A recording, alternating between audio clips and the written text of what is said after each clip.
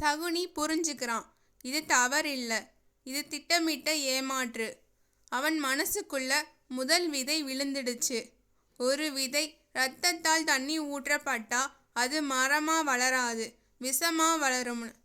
ஒரு அரச குடும்பத்தை கொல்ல வாள் தேவையில்லை, பசியும் மௌனமும் போதும். இந்த கதை ஒரு இரவில் நடந்த கொலை இல்லை, இது தினம் தினமா நடந்த மெதுவான மரணம். திருமணம் முடிந்த சில நாட்களில் ஹஸ்தினாபுரத்திலிருந்து அழைப்பு வருகிறது. காந்தார அரச குடும்பம் முழுசா ஹஸ்தினாபுரம் வரணும்னு. அரச மரியாதையோடு உங்களை வரவேற்க போறோம்னு. வார்த்தைகள் இனிப்பாக இருந்தது, ஆனா அதுக்குள்ள ஒளிந்திருந்தது அரசியல் பயம். காந்தாரம் ஒரு பெரிய பேரரசு இல்லை, ஆனா அது சுயமரியாதையோடு நிமிர்ந்த சின்ன நாடு. அப்படிப்பட்ட நாடு ஹஸ்தினாபுரத்துக்கு பயமா மாற ஆரம்பித்தது. பீஷ்மர் விதுரர் அரசபையில் காந்தார அரச குடும்பம் இங்க இருந்தா நாளைக்கு ஒரு கேள்வி எழும்.